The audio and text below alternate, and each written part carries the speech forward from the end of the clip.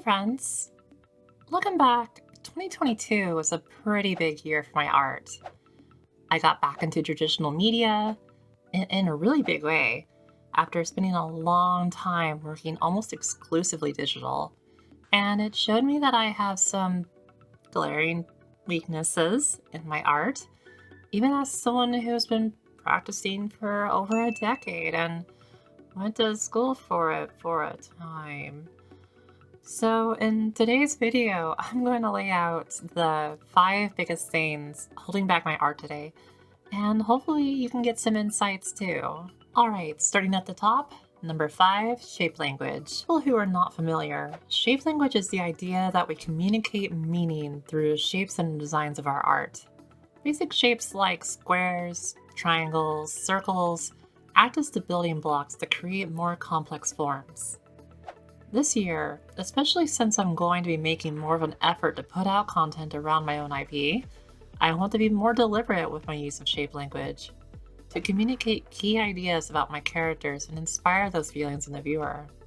I think because of the way I learned how to draw and the impact anime had on me, I've been leaning way too hard on round and square forms, and I need to actively include more triangle shapes.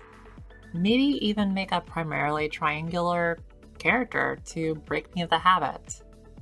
At number 4, I'm going to dedicate time to anatomy, especially hands and feet. It feels a little embarrassing to say after all this time, but I still feel anxious about drawing them.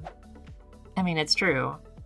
They are complex parts of the body, and I just plain struggle to do a good job bringing feet and hands to life. I think my biggest problem with them is that I tend to overthink a bit, and what has made that really obvious to me is this video by Becker where he explains how to simplify hands in a really pleasing way.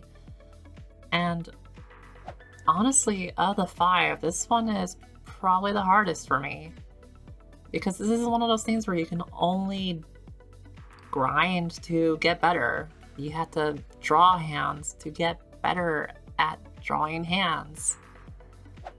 But there are a lot of ways you can make the experience not so awful. Number 3 on my list is backgrounds.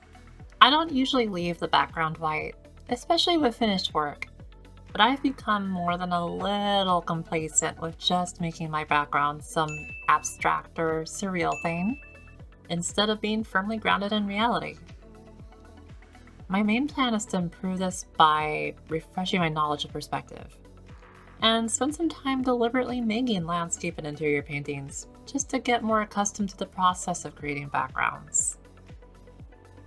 Also, I plan to make an effort to deliberately draw my backgrounds first, like Samda's art describes in this video where he collabed with Josh to describe his process. One thing I really want to do once spring comes around is to go out and do more plein air painting. Studying landscapes from photos is nice, but there's something about using your own eyes that really pushes how much you know about it, not just for landscapes, but for everything really. Number 2, improving my posing.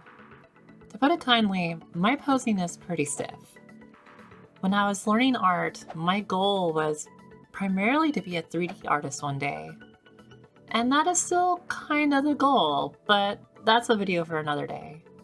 Anyway, as a consequence, I learned to draw a handful of key poses to know how to model my characters. That's really become a rut for me, and the overall appeal of my art, the emotion they convey, and how well the scene reads. My main plan to work on this is to get back into doing more studies of dynamic figures, and just pushing the boundaries of what I can do. And finally, the most important thing I can do to improve my art, and I am being dead serious, thumbnails. Yes, thumbnails. Probably the first thing you learn in any given art class is to do thumbnails of your art before you move forward with them. Why did I stop doing thumbnails? Well, that's pretty easy to explain. I got into a rush. As I got further into adulthood, I had to spend more time focusing on my home life, my mental health, my day job thing, and I just didn't have the same time to really focus on making the art I was doing before, or making it the best it could be. The process of thumbnailing is extremely valuable, not just for figuring out the composition, but for just experimenting. Believe it or not, even if you're some kind of genius savant, the first idea you have is probably not all that good. Thumbnails are that chance to quickly go through those junk ideas and just find a gem to develop.